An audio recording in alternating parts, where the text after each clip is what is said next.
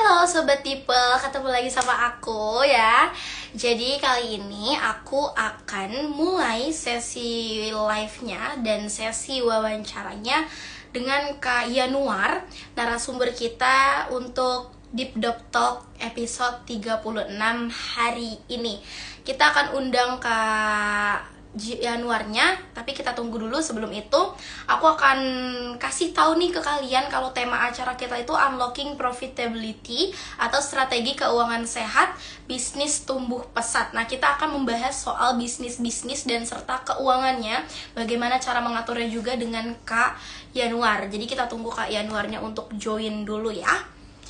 Gimana teman-teman yang baru pada pulang lebaran ini, apakah teman-teman sudah selesai lebarannya atau justru duluan pulang baru lebaran, baru saudara-saudara masih pada lebaran nih? Gimana nih teman-teman nih? Yang pastinya udah pada kerja ya, yang pastinya Sobat Dipel semua. Waduh, ada yang nggak pulkam. Aku juga sedih sebenarnya, aku nggak pulkam. Sebenarnya aku nggak punya kampung, jadi aku nggak pulkam gitu.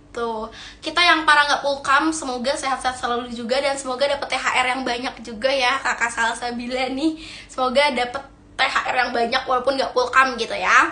Oke, sambil nungguin Kak Yanuarnya, kita coba tanya-tanya nih kakak-kakak yang mau nanya-nanya, boleh banget sambil kita nunggu Kak Yanuarnya juga. Karena Kak Yanuarnya mungkin masih ada urusan atau masih belum bisa join ya. Jadi kita tunggu Kak Yanuarnya join dulu, oke?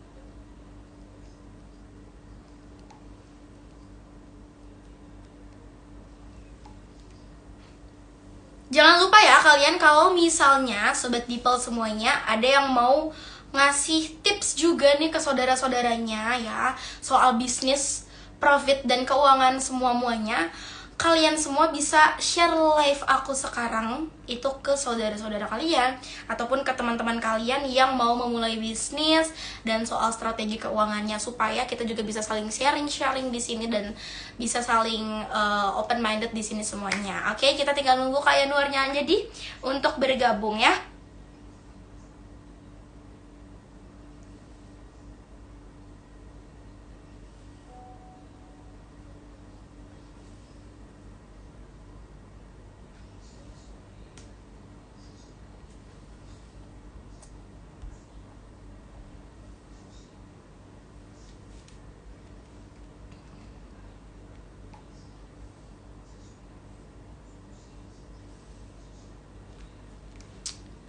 Oke, halo Kak Yanuar, selamat malam. Aku undang dulu Kak Yanuarnya untuk bergabung ya teman-teman ya. Ini aja nih.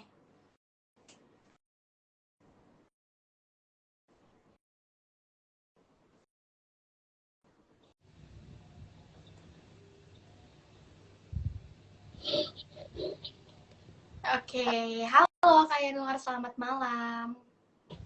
Malam, Suara, halo. halo, kenalin, nama aku Hana Maria Simanjuntak. Kalian atau Kakak Yanuar bisa panggil aku Hana. Di sini aku yang bawa acara untuk Deep Doc Talk episode 36 nih Kak Yanuar nih. Oke, untuk hari ini Kak Yanuar gimana kabarnya, sehat sebelumnya? Sehat-sehat luar biasa. Kamu gimana? Sehat-sehat, oke, alhamdulillah. Oke, kita langsung aja nih Kak Yanuar. Jadi untuk tema kita hari ini tuh Unlocking Profitability atau strategi keuangan sehat bisnis tumbuh pesat. Nah, untuk tema acara tersebut kita sudah memiliki beberapa poin-poin wawancara yang akan aku tanyakan ke Kak Yanuar, dan juga buat teman-teman yang baru pada join ini, boleh nanti kalau misalnya ada yang mau ditanya-tanyain juga langsung di komen aja di kolom komentar, nanti akan aku up, aku bantu tanya juga ke Kak Yanuarnya, oke? Oke, Kak Yanuar, aku langsung aja ke pertanyaan pertama, boleh? Boleh, boleh, mana? Oke, aku langsung aja ke pertanyaan pertama. Jadi Kak Yanuar, apa sih sebenarnya yang dimaksud dengan strategi keuangan, terutama strategi keuangan itu bagi bisnis gitu loh. Jadi maksud strategi keuangan dalam bisnis tuh apa sih Kak Yanuar? Boleh dibantu dijawab dan dibantu dikasih tahu ke teman-teman semua nih yang lagi pada ngembangin bisnisnya juga gitu. Ya, ya. Kalau strategi keuangan dalam bisnis itu tujuannya untuk membawa bisnisnya berkembang ke depan. Jadi beda sama akuntansi sama uh, cash flow ya teman-teman.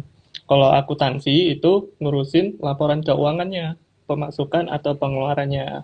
Tapi kalau untuk strategi keuangan itu gunanya untuk perkembangan perusahaan ke depan gitu. Yang aku lakukan di bisnis-bisnisku yang sekarang, strategi keuangannya itu ada orangnya sendiri, jadi ada orang akuntansi sendiri, orang finance sendiri, gitu. Jadi kalau akuntansi fokusnya bikin laporan keuangan, kalau orang finance fokusnya ngatur keuangannya ke depan, mau dibikin gimana, seperti itu. Oke, jadi berarti yang ngurusin soal strategi keuangan itu apakah dia bisa dari lulusan akuntansi juga atau bisa atau nggak bisa nih Kak? Bebas sih sebenarnya. Kalau kalau aku sendiri, ini aku jujur ya teman-teman. Kalau aku sendiri, aku hire timku itu nggak berdasarkan lulusan. Jadi aku cuma hire timku berdasarkan kemampuan yang aku butuhkan aja gitu. Kalau misalnya aku butuhnya seorang akuntan, tapi dia lulusannya lulusan bukan akuntansi, lulusan yang lain. Tapi dia jago di situ, ya nggak apa-apa. Gitu. Oke, kalau gitu. Untuk pertanyaan yang kedua nih, Kak Yanuar, strategi keuangan untuk bisnis itu kira-kira meliputi apa saja sih, Kak? Boleh nggak dikasih tahu buat teman-teman semuanya juga nih? Oke, kalau strategi keuangan untuk bisnis itu ada yang namanya cash flow sama cash suck. Suck SUCK ya, sucks. Oh ya. Kalau cash sucks itu dia ngatur keuangannya salah. Jadi setiap pemasukan atau pengeluaran bisnis itu dia ngaturnya salah. Jadi salah tujuan gitu. Contohnya gimana? Contohnya kalau pebisnis UMKM atau bisnis-bisnis kecil yang omsetnya mungkin 100 juta ke bawah atau 50 juta ke bawah, mereka biasanya pakai keuntungan itu untuk pribadi, jadi nggak untuk diputar lagi ke bisnisnya gitu. Jadi habis dapat pemasukan, hasilnya keuntungannya diambil langsung untuk pribadi gitu. Nah, harusnya dijadikan cash flow. Kalau cash flow itu bisnisnya sehat. Jadi kalau cash flow itu setelah pemasukan kita langsung sisihkan untuk pengembangan usaha ke depan. Misal nih, kalau uh, pengusaha-pengusaha di bidang fashion atau kuliner, mereka mau bikin usahanya berkembang. Berarti kan cara berkembangnya adalah harus buka cabang gitu. Nah, jadi setiap pemasukan itu langsung disisihkan untuk rekening yang untuk pengembangan usaha, untuk buka cabang ke depan gitu. Jadi bukan untuk kebutuhan ownernya, semuanya diambil keuntungannya buat memperkaya ownernya doang gitu. Karena ownernya pasti kaya nanti ketika targetnya sudah tercapai gitu. Karena ada istilah gini teman-teman, uh, usaha yang bagus itu dimulai dari akhir. Ya, usaha yang bagus itu selalu dimulai dari akhir. Maksudnya gimana? Maksudnya usaha yang bagus itu dimulai dari akhir, kita harus tahu goals-nya apa, ending-nya itu apa nanti, gitu. Kalau kita bangun usahanya coba-coba, berarti kita mulai usahanya dari awal. Tapi kalau kita bangun usahanya dari akhir, kita tentuin goals-nya dulu di akhir, gitu. Misal kalau usahanya di bidang snack, gitu, tentuin dulu goals akhirnya apa? Oh, aku mau bikin 10.000 reseller di seluruh Indonesia. Nah, itu kan sudah tahu tuh. Oh, nanti bakalan targetnya 10.000 reseller. Jadi ketika kita jualan, kita bangun penghasilan, hasilnya itu langsung disisihkan untuk bangun reseller. Gitu. Jadi kita tahu goals-nya. Ini sama kayak konsep petani, teman-teman. Petani zaman sekarang itu kayak gitu, memakai teknologi. Jadi mereka itu bukan kayak dulu. Kalau petani zaman dulu, mereka itu sistemnya adalah mereka nanam dulu, terus panen dulu, baru mereka jual ke pasar. Gitu. Kalau sekarang enggak. Kalau sekarang mereka cari pasarnya dulu, marketnya dulu, bakalan jual kemana, terus baru mereka tanam sesuai kebutuhan yang dibutuhkan di pasar itu. Gitu. Jadi kita mulai dari akhir. Gitu ya. Oke, Coba. oke. Sebelum masuk ke pertanyaan ketiga nih, Kak Yanwar, ini ada yang nanya. Boleh kita jawab dulu atau kita mau lanjut pertanyaan ketiga dulu nih? Boleh. Boleh, oke. Better gini aja, Ana. Teman-teman mau tanya seputar apa? Aku seorang pengusaha, aku suka sharing seputar bisnis sama keuangan. Teman-teman mau tanya seputar apa? Langsung tanyain aja di kolom yang ini, yang question box ini, yang di bawah. Oh, oke, oke, oke. Jadi nanti kita bisa bahas sesuai pertanyaannya teman-teman. Nanti kita bisa improve aja, Ana. Oke, berarti kita lanjut ke pertanyaan berikutnya aja ya, nih, Kak Yanwar. Boleh? Mau lanjut ke Oke. pertanyaan berikutnya atau jawab salah satu dulu? Nggak apa-apa sih. Boleh sih kita jawab salah satu dulu juga. Ini Kak Salsa bilang kebetulan pertanyaannya juga masuk nih soal tema yang lagi kita bahas. Ini Kak Salsa nanya, Ya. Apakah perlu kita punya konsultan bisnis untuk bikin finansial strategi nih, Kak Yanwar? Gimana nih? Oh, perlu. Perlu mentor. Kalau bangun bisnis kita tanpa mentor biasanya bakalan lama gitu. Kalau aku dulu bangun bisnis, kalau aku kan udah bisnis berapa ya? 10 tahun aku bisnis dari sekolah. Udah jualan dari sekolah gitu. Nah, Oke, berarti perlu banget lah ya, kayak istilahnya perlu banget tuh supaya nggak berantakan gitu semuanya ya.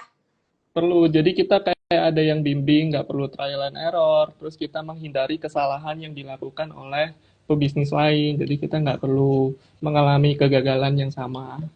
Oke. Gitu. Oke, kita kalau gitu lanjut ke pertanyaan ketiga nih, Kak Yanwar. Apa sih pentingnya strategi keuangan tuh bagi bisnis? Pentingnya. Ya, ya. Kalau strategi keuangan bagi bisnis sangat penting sih, sangat penting sekali karena kita jadi tahu tujuannya keuangan itu buat apa ke depan. Tujuannya untuk diinvestasikan bangun bisnis di industri yang lain atau bangun cabang di industri yang ini atau memperbesar jaringan marketing, jaringan reseller dan lain-lain. Jadi kita tahu tujuannya ke depan. Kalau kita nggak tahu strategi bisnis itu bakal trial and error. Nah, jadi kayak harus ngalamin kegagalan yang berkali-kali lipat dulu. Itu kan sayang. Kalau orang gagal itu kan ini, yang habis itu nggak cuma tenaga dan waktu, tapi uangnya juga habis. Iya, itu banget. Mm-mm. Oke, berarti uangnya biar diputar juga ya Kak, biar nggak ngestak di situ-situ aja gitu loh, biar bisnisnya nggak cuma satu bisnis aja gitu ya. Ya, ya, betul. Oke, ini kayaknya ada yang nanya di kolom apa yang tadi Kakak bilang itu, kira-kira Di kita question baca box, dulu atau kita lanjut dulu? Question box ya? ya, ya. Baca dulu aja nggak apa-apa, Oke, boleh. kita baca dulu aja ya.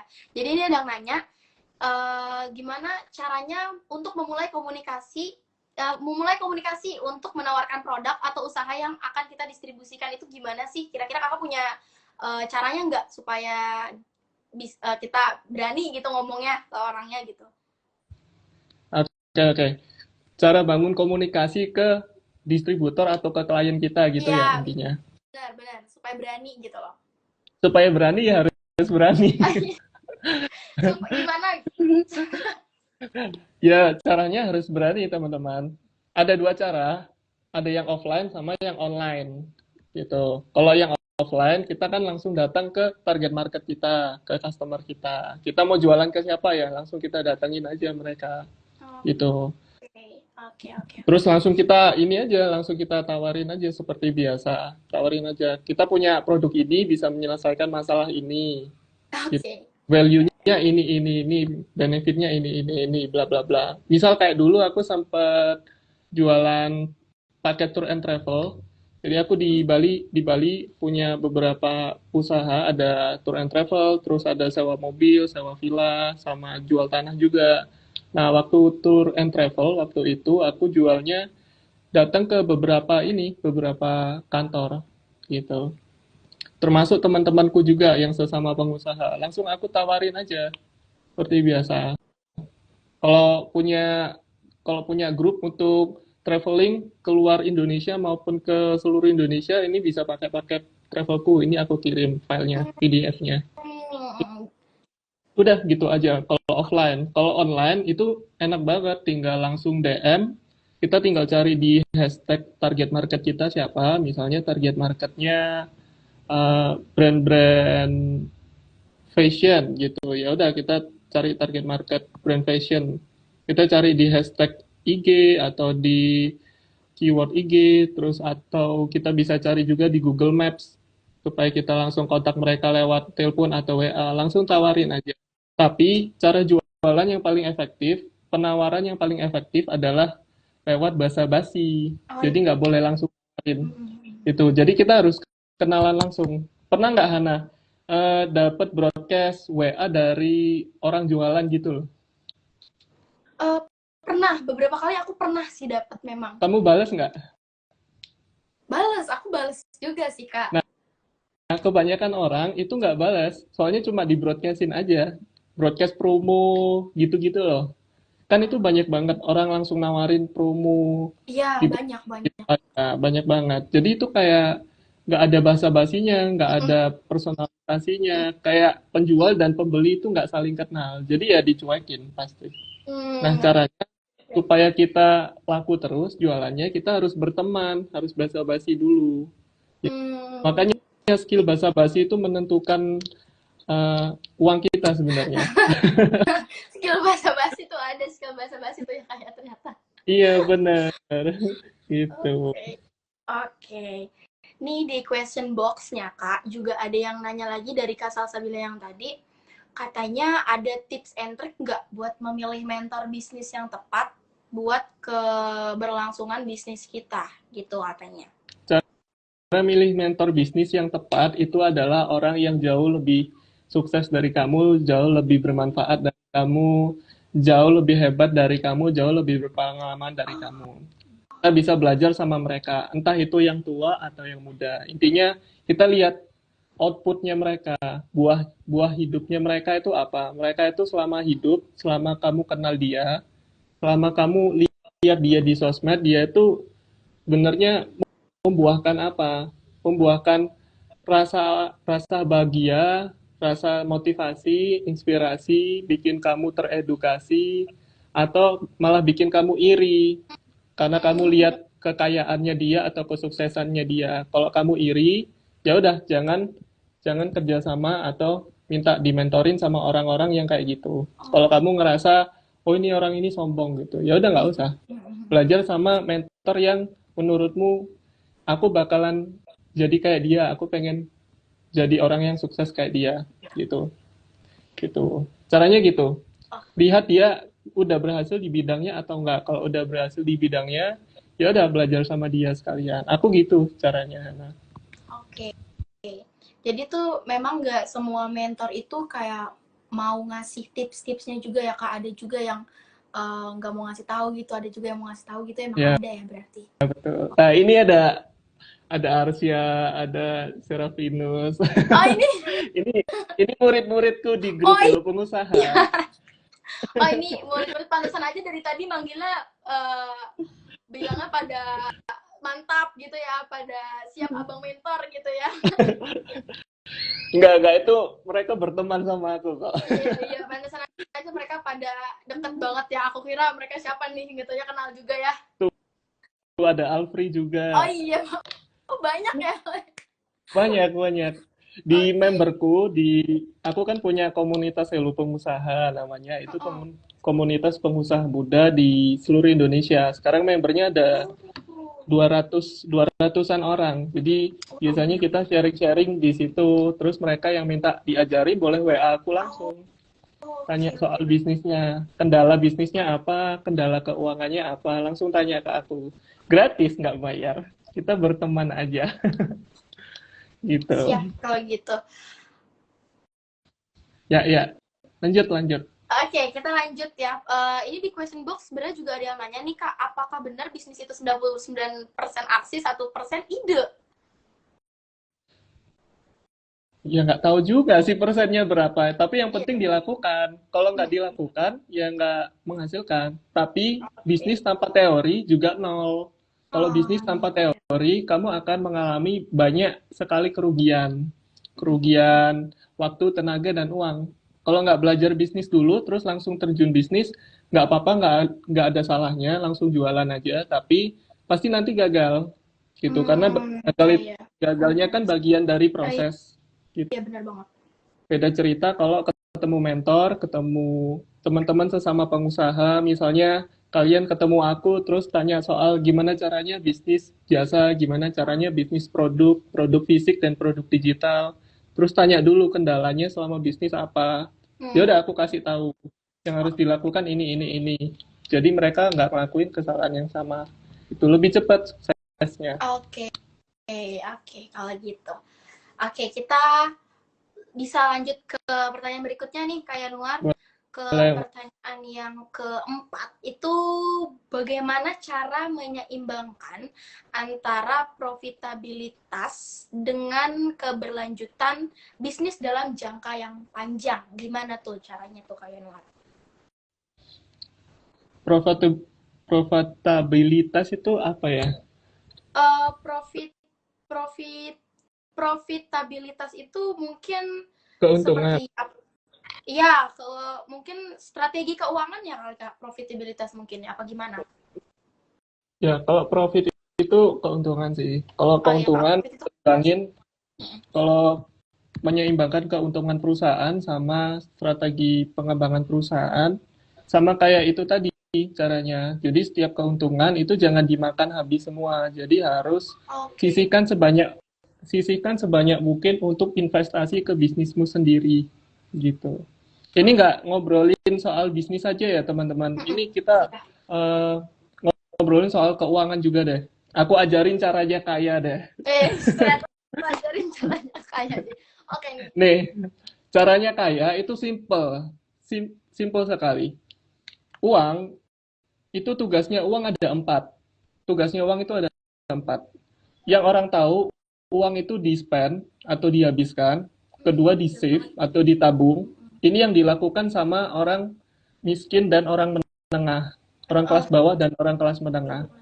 Orang kelas bawah itu penghasilannya di bawah UMR, orang kelas menengah di atas UMR 4 juta sampai 10 juta. Itu orang kelas menengah. Penghasilannya 4 sampai 10 jutaan. Itu orang kelas menengah. Atau kalau di Jakarta ya 30 jutaan lah ya. gitu. 30 juta kalau karirnya tinggi. Itu orang kelas menengah. Bisa dibilang orang kelas menengah. Yang mereka tahu tugas uang itu cuma untuk dihabiskan atau dan disimpan atau ditabung. Padahal tugas uang itu ada lagi untuk diinvestasikan supaya menghasilkan passive income sama didonasikan gitu. Kalau donasi kan ya nggak usah dijelasin ya. Kalau donasi kan kita tahu tujuannya untuk memberi Iya, manfaat betul banget. Betul sebanyak-banyaknya banget. ke manusia-manusia yang lain, ke sesama gitu. Aku donasinya nggak cuma ke manusia tapi juga ke hewan biasanya. Jadi aku kadang ya beli makanan kucing, makanan anjing, di Bali kan banyak anjing. Iya, Jadi ya udah kasih-kasih itu. buat Karena street hewan gitu ya Kak ya? iya ya semua makhluk hidup itu berhak bahagia. Jadi kita Iya. kalau nggak bisa berbagi ke manusia, ya kasih hewan juga lah. Kasih mereka Iya makan sih. juga kayak gitu. Betul banget. Nah, itu untuk donasi. Oh ya, satu lagi aku donasinya juga ke panti sosial. Oh, Panti sosial tahu nggak, Hana? tahu tahu. Panti sosial itu yang biasanya kayak eh, apa ya? Aku pernah dengar sih, tahu, cuma susah ngedeskripsinya juga. Panti sosial itu tempatnya ODGJ. Hmm, Jadi orang-orang yang gila, stres itu mereka tuh jarang banget dapat sumbangan sebenarnya, dapat donasi. Mereka tuh jarang. Karena apa? Semua orang Indonesia tuh mindsetnya kebanyakan, wah aku harus donasi ke orang miskin dan anak yatim gitu. oh iya. Ya udah, berarti kan itu eh, mungkin pengusaha lain donasinya ke situ atau orang-orang yang lain donasinya ke situ. Aku merasa bagianku itu adalah Tuhan izinin aku lihat ada panti sosialnya loh yang nggak didanain gitu. Jadi aku donasinya ke panti sosial, ke tempatnya orang-orang yang ODGJ gitu. Karena Oh, mereka nggak ada yang nyumbang, kasihan gitu. oh iya. Nah, itu fungsi uang. Fungsi uang itu. Jadi untuk di habiskan atau dibelanjakan tadi, Mm-mm. disimpan, Simpan sama diinvestasikan, lalu dan didonasikan. didonasikan. Oke, Oke. sekarang aku kasih tahu lingkaran setan yang terjadi di masyarakat kelas menengah bawah. Setiap mereka dapat penghasilan, mereka selalu habiskan uangnya untuk kebutuhan atau keinginan di awal bulan. Iya, betul banget. Sisanya, sisanya baru Iya, ditabung, betul banget. ya kan? Atau diinvestasikan sisanya. Caraku membangun kekayaan ketika aku keluar dari garis kemiskinan adalah setiap aku dapat penghasilan, langsung di awal bulan ditabung atau diinvestasikan ke aset yang nilainya akan naik suatu saat. Gitu. Oke. Jadi nabungnya di awal, bukan di akhir. Mm-mm. Berapapun penghasilannya, tabung sebanyak mungkin, masukin ke tabunganmu atau ke investasimu, aset investasimu. Sisanya habisin buat kebutuhan dan keinginan. That's how I live my life gitu. Aku Mm-mm. penghasilanku berapapun aku sisihkan tabungan sebanyak mungkin, sisanya aku habisin. Jadi uang itu habisin aja. Aku Mm-mm. gitu. Jadi Berarti aku nggak sebagian irit. besarnya ditabungin dulu ya, kayak Ya, jadi dipentingin buat nabung dulu ya gitu ya. tuh. Nah, masalahnya kebanyakan kebanyakan itu gini, financial advisor di seluruh Indonesia, mungkin financial planner juga, mereka ngajarin orang itu konsep menabung persenan gitu. Jadi kamu harus tabung 10%, 20%, 30% dari penghasilanmu gitu misalnya. Oh iya Sisanya iya. untuk kebutuhan segini, untuk keinginan segini, untuk donasi segini. Ini aku ajarin langsung dari pelaku usaha langsung ya, aku Oke, pengusaha. siap siap. Gak usah dengerin mereka, tabung sebanyak-banyaknya, sisanya habisin aja. Udah gitu aja konsepnya. Tabung sebanyak-banyaknya gitu. Aku nabung, tabunganku, cara aku investasi dan nabung setiap awal bulan itu 50 sampai 80% dari penghasilanku, bukan 10%, Oh 20%. iya iya. Gitu. Karena apa? Waktu kita masih miskin, kita kan uangnya masih dikit Mm-mm. gitu.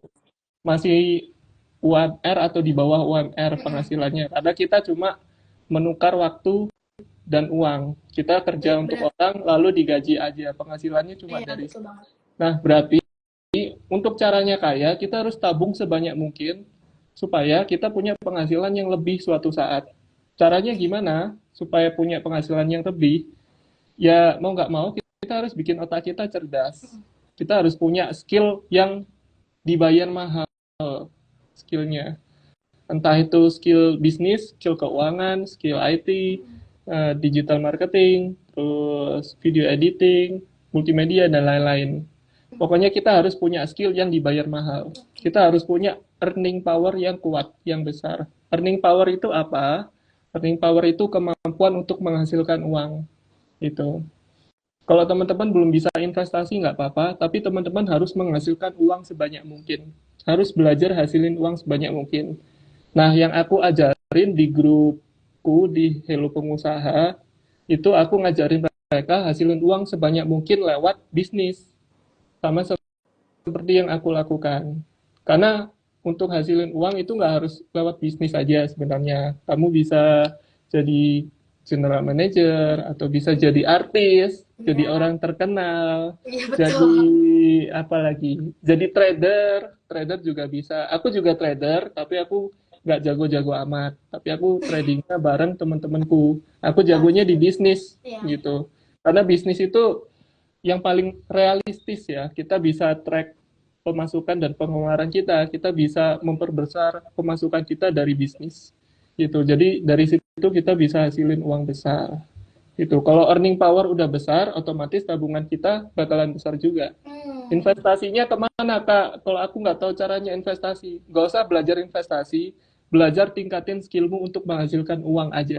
Oke. Setiap penghasilan disisihkan untuk bikin otakmu cerdas supaya bulan depan penghasilanmu bakalan berkali-kali lipat. Oh, 100.000 yang kita taruh di otak, hasilnya itu bakalan 10 kali lipat ketika di dompet kita. oke. 1 juta yang kita taruh di otak, hasilnya bakalan 10 kali lipat, 100 kali lipat di dompet kita nantinya. Jadi harus punya mindset seperti itu.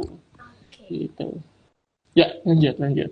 Oke, ini ada question ya, box lagi. Kak, bagi tips supaya menjaga kinerja bisnis itu tetap terjaga dengan baik. Jadi dia minta tipsnya supaya menjaga kinerja bisnis itu tetap terjaga dengan baik. Itu kayak gimana nih, Kak? Harus punya SOP, harus ada Oh, SOP, standar operasional prosedur. Jadi setiap hari timnya kita atau kita itu melakukan hal yang sama sesuai yang tertera di SOP, yang tertulis di SOP. Jadi ketentuannya apa aja, dari buka usaha sampai tutup usaha atau buka toko sampai tutup toko. Intinya kita melakukan apa aja selama seharian. Misal marketing, oh marketing organik aku harus posting 3 kali sehari, story-nya 5 kali sehari, itu harus dilakukan setiap hari gitu. Terus iklan, iklan itu harus setiap hari selama 30 hari.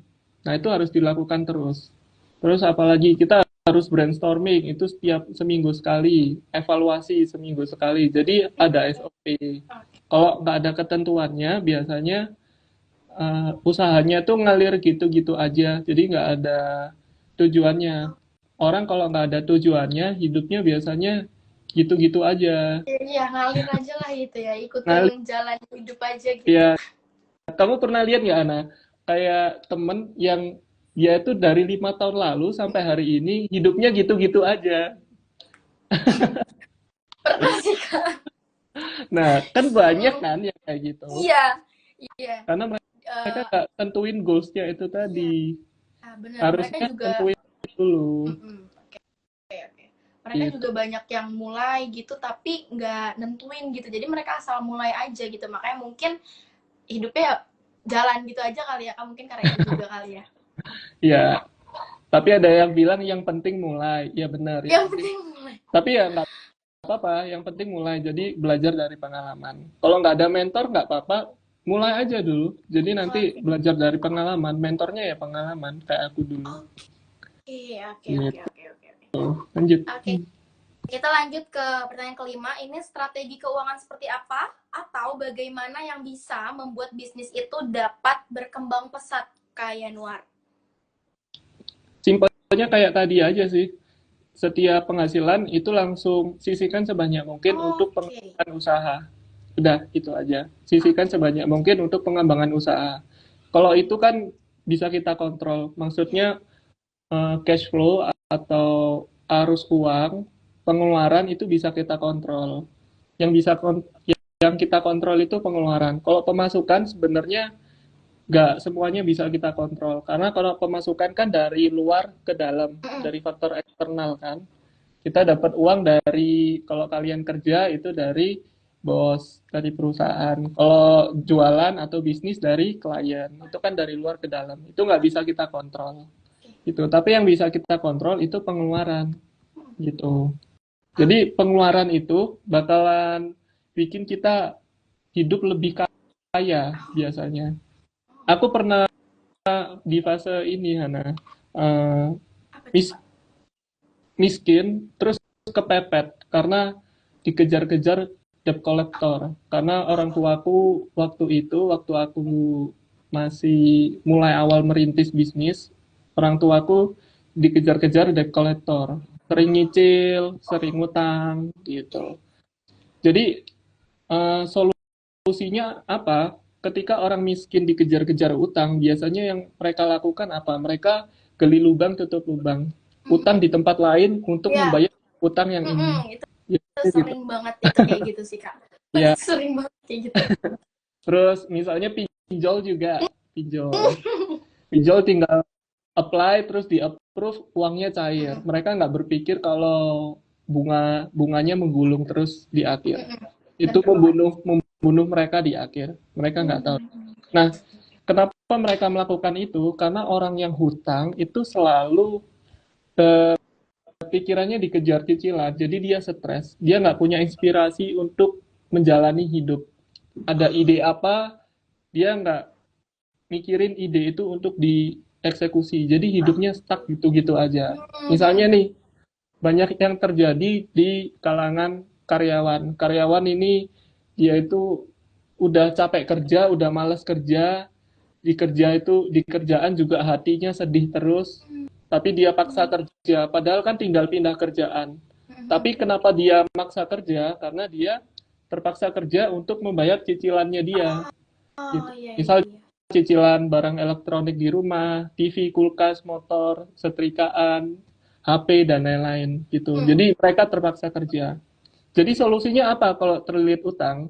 Ada satu solusi yang aku lakukan waktu itu dan berhasil. Penasaran nggak? Penasaran dong pastinya karena kita kayaknya di sini juga mungkin pernah merasakan apa yang tadi kakak bilang seperti itu ya.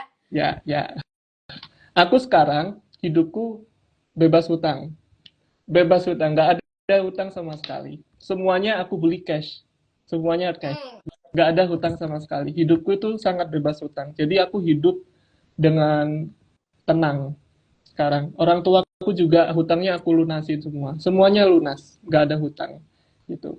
Caranya gimana? Waktu aku awal merintis dulu, yang aku lakukan adalah penghematan ekstrim. Gitu. Jadi aku nggak berusaha gimana caranya nambah penghasilan. Aku nggak mikir fokus ke faktor eksternal. Aku fokus ke faktor internalku. Yang bisa aku kontrol sekarang itu apa ya? Jadi aku melakukan penghematan ekstrim. Sambil aku merintis usaha, sambil aku kerja ikut orang waktu itu. Jadi Iya iya iya. gajiku waktu awal aku merintis, gajiku itu 2,7 juta sebagai desainer grafis, terus fotografer kecil di Surabaya. Segitu doang.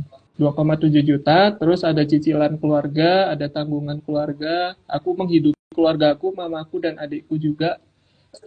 Cicilannya banyak dikejar debt collector gitu. Yang aku lakukan adalah penghematan ekstrim.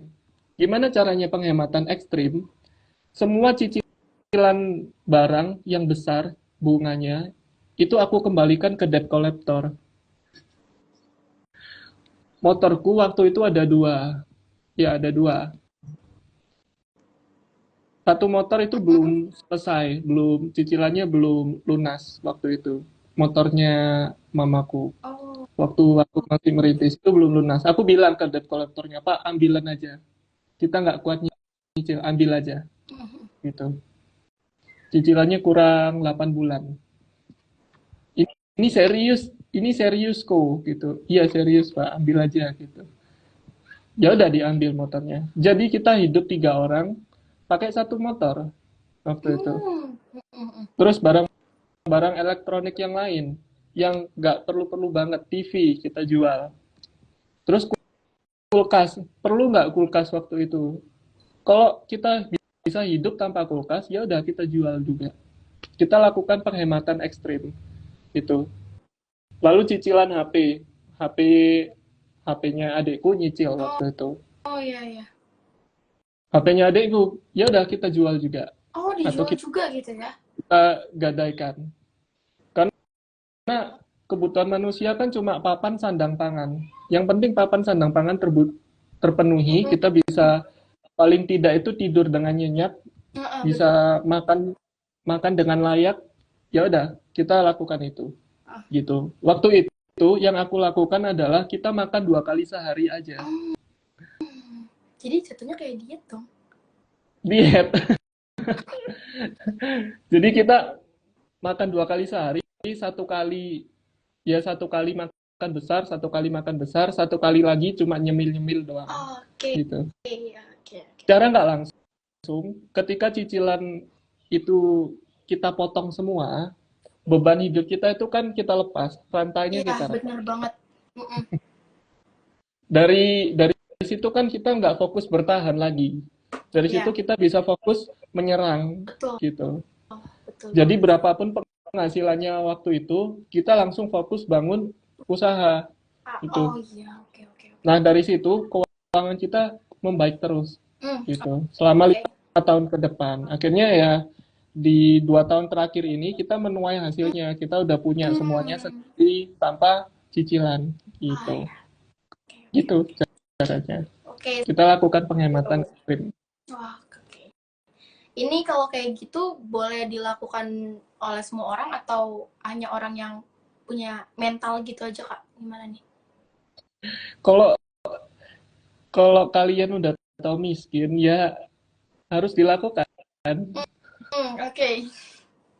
Lakukan penghematan, pengeluarannya turunin serendah mungkin sampai kamu nggak punya malu.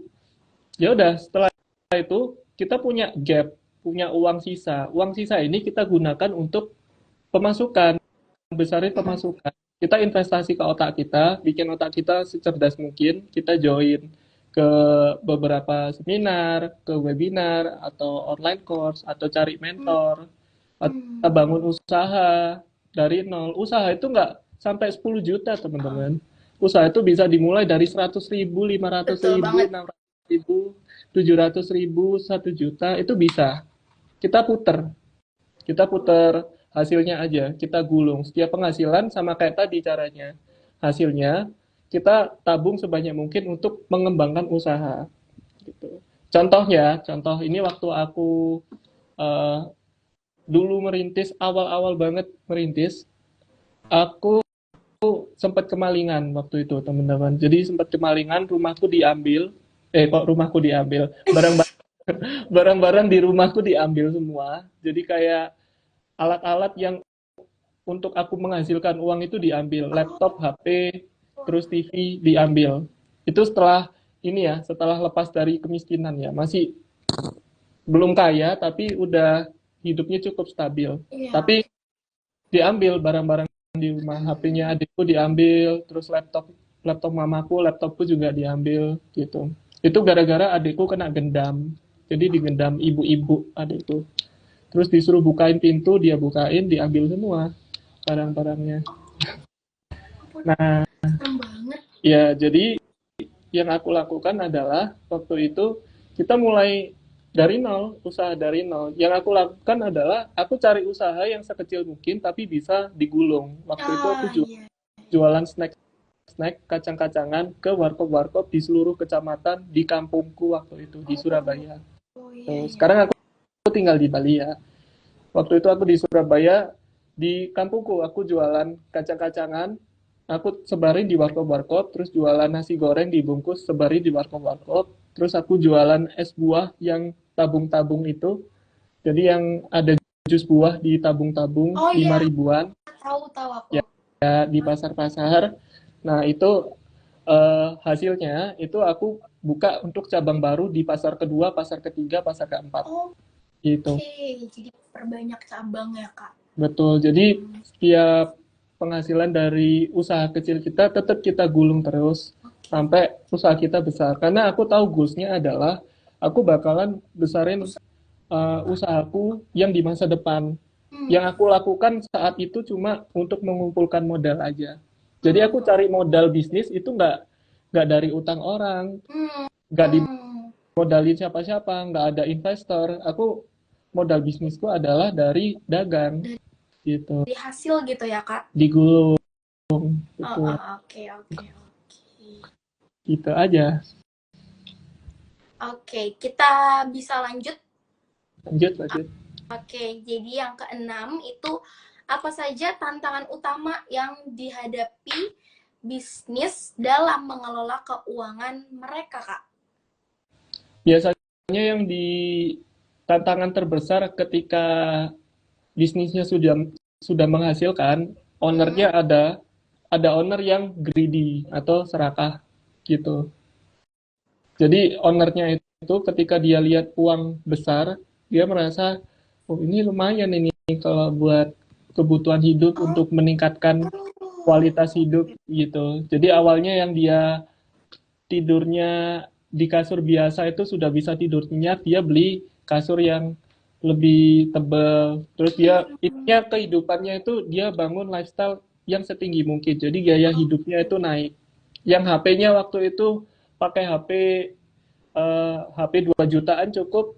Terus dia pengen HP-nya lebih bagus. oh, Dia nyicil HP yang 12 jutaan. Itu oh, banyak sekali bisnis owner atau pengusaha pemula yang dia itu terlena oh iya, sama gaya hidupnya pengusaha. Padahal gaya hidupnya pengusaha, mereka itu selalu menekan pengeluaran, tapi selalu menambah penghasilan. Jadi ah, pengeluarannya ditekan serendah mungkin, penghasilannya ditambah setinggi mungkin. Kita bisa menuai hasil ketika target kita tercapai. Tapi kalau targetnya belum tercapai, ya udah hidup sederhana dulu aja. Begitu. Jadi yang harus dilakukan adalah ya tetap hidup hemat, tetap hidup sederhana, tapi tetap nggak lupa sama goals-nya tadi. Misalnya goals-nya adalah, oh aku dalam 6 bulan ke depan, di bulan Agustus aku bakalan mencapai 100 juta, 100 juta pertama dari bisnisku. Ya udah, kalau saldomu itu belum sampai 100 juta bersih per bulan, ya udah jangan dinaik-naikin kayak hidupnya gitu. Karena itu akan membunuh kita di akhir nanti. Banyak sekali teman-temanku yang mulai bisnis atau yang udah berbisnis, hasilnya itu mereka pakai sendiri. Jadi usahanya tetap di situ-situ aja, usahanya nggak berkembang. Oh iya. Tapi gaya hidupnya naik terus. Oh. Yang yang dulunya dia naik motor, Matic udah cukup, terus dia beli motor yang bagus. Terus dia beli mobilnya nyicil lagi gitu. Tapi mobilnya nggak menghasilkan apa-apa, nggak memberikan dia pemasukan. Mobil itu liabilitas. Mobil itu memberikan kenyamanan, tapi dia menjadi liabilitas, bukan aset. Karena orang ketika punya mobil, ada orang yang punya mobil untuk usaha, ada orang yang punya mobil untuk gaya hidup. Betul banget. Memberikan kenyamanan. Nah, salahnya orang yang merintis adalah mereka beli mobil untuk gaya hidup. Gitu. Kecuali kalau emang kehidupan mereka, keuangannya udah sangat baik, udah waktunya beli mobil berarti. Tapi kalau masih merintis, jangan beli mobil dulu. Karena itu nanti jadi pengeluaran terbesarmu. Lebih baik uangmu itu masukkan ke bisnismu, supaya bisnismu makin besar dan menghasilkan 10 kali lipat lebih banyak di tahun berikutnya. Itu yang gitu. Ya gitu. Gitu benar. Oke, kalau gitu ada pertanyaan berikutnya. Ini apa saja tren dan resiko keuangan utama yang perlu diwaspadai bisnis di masa depan? Ini yang akan terjadi di masa depan adalah inflasi besar-besaran. Sekarang rupiah Indonesia udah melemah. Rupiah Indonesia udah di angka 16.200 kalau nggak salah sekarang. Untuk $1. Jadi ketika rupiah menyentuh 20.000 per $1, setiap barang di sekeliling kita itu akan naik 2 kali lipat. Jadi bukan naiknya 10%, 20%, naiknya 2 kali lipat. Tapi yang jadi masalah adalah gaji kalian itu tetap gitu. Gajinya tetap, tapi kebutuhan di sekitar kita semuanya itu naik. Itu akan jadi masalah. Solusinya apa, Kak? Solusinya aku harus nyalain pemerintah dong gitu. Ya terserah kamu kalau gitu. Tapi pemerintah adil pun kamu juga nggak bakalan sukses. Karena pemasukan itu kita yang bangun. Itu solusinya apa? Kita harus berkarya, teman-teman. Kita harus ciptakan sesuatu yang bisa dikonsumsi sama orang, yang bisa ditonton, yang bisa dinikmati sama orang, yang bisa dirasakan sama orang. Bikin karya, bikin sesuatu yang bisa kamu ciptakan dan bermanfaat untuk banyak orang. Dari situ, itu jadi bisnismu. Jadi pemasukanmu adalah dari situ, teman-teman. Semua orang yang kaya, mereka punya karya. Kalau kita nggak punya karya, kita akan hidup untuk karyanya orang. Gitu. Bikin karya yang bermanfaat, apapun itu, bikin karya yang jadi solusi untuk masalahnya orang, jual karya itu, jual manfaatnya, kamu bakalan dapet duit. Itu yang aku lakukan. Bisnisku sekarang ada yang besar 5, yang running paling aku fokusin 5 bisnis, tapi sisanya ada bisnis kecil-kecil. Ada 5 juga, jadi totalnya 10. Gitu. Aku punya 10 bisnis. Ada yang penghasilannya di atas 100 juta, ada yang di bawah 100 juta. Gitu. Tiap bisnisnya. Terus aku juga sebagai investor, aku invest ke beberapa bisnis kecil juga. Jadi setiap muridku yang ada di grup Hello Pengusaha itu aku invest. Kalau bisnisnya mereka udah berjalan dan menghasilkan, lalu kalau aku suntik dana bisa menghasilkan 2 kali lipat bahkan 3 kali lipat lebih besar, berarti itu pantas untuk aku invest ke depan. Jadi aku dapat penghasilan bagi hasil dari passive income investasiku. Aku juga invest di beberapa koin kripto sama tanah juga gitu. Jadi aku punya passive income dari aset investasiku seperti itu. Oke, oke kalau gitu. Oke, em, aku mau infoin ke kakak nih kalau misalnya waktu kita tuh ada sekitar 13 menit lagi ya kak. Jadi kita cepet aja nggak apa-apa nih kak Boleh. pertanyaannya. Oke, yang kedelapan itu gimana sih cara bisnis membangun budaya keuangan yang positif dan menerapkan secara konsisten? Itu gimana kak caranya supaya konsisten gitu? Oke, secara konsisten adalah harus bikin rekening minimal 2 untuk bisnis. Oh, Untuk bisnis, bikin rekening minimal 2. Ada rekening pemasukan bisnis sama rekening pengeluaran untuk bisnis. oh, oke Ini oke untuk oke oke. bisnis ya teman-teman, bukan untuk personal ya. Kalau untuk personal sama bisnis berarti totalnya 4. Untuk personal, Oh iya. untuk personal minimal punya 2 penghasilan juga. Ada 2 rekening maksudnya. Jadi untuk personal minimal harus punya 2 rekening. Rekening pemasukan sama rekening pengeluaran. Terserah banknya sama atau banknya beda, terserah. Itu selera kalian ya teman-teman. Nah, tapi untuk bisnis juga ada rekening pemasukan dan rekening pengeluaran. Oh, ada dua juga. Gunanya apa? Supaya kita tahu rekening pemasukan ini adalah rekening yang klien transfernya ke situ. Jadi semua penghasilan kita masukin ke rekening itu. Oke. Nah, kalau mau belanja untuk bisnis, untuk pengembangan bisnis, kita anggarkan atau kita sisihkan masukin ke rekening pengeluaran. Pengeluaran Ya, gitu ya. Oke. jadi eh, kita bisa tracking semuanya secara jelas itu dari lihat rekeningnya doang sebenarnya. Gitu. Tapi tetap laporan keuangan tetap harus dibikin ya. Simpel kok, lewat Excel aja kok, biasa aja. Laporan keuangan bisnis itu simpel sebenarnya. Cuma pemasukan, pengeluaran, rata-rata, terus eh, kesimpulan semuanya, recapnya semua. Udah gitu aja kok, simpel. Oke. Tapi yang penting itu harus ada minimal itu 2 rekening. Dua Rekening rekening ya. pemasukan sama Oke rekening kak. pengeluaran. Oke. Oke, note ya teman-teman ya, buat yang nanya gimana caranya supaya budaya keuangan positif dan konsisten. Kita lanjut ke pertanyaan berikutnya. Bagaimana Kak peran teknologi dalam membangun bisnis meningkatkan profitabilitas? Bagaimana strategi? Bagaimana peran teknologi dalam membantu bisnis meningkatkan profitabilitas? Oh, peran teknologi untuk meningkatin keuntungan bisnis. Iya, seperti itu. Ya, kalau di zaman sekarang bisnisnya nggak pakai teknologi, bakalan ketinggalan. Hmm, Jadi usaha apapun bisnismu harus go digital. oke. Kalau nggak pakai teknologi itu bakalan ketinggalan. Beneran, nah itu bakalan capek teman-teman.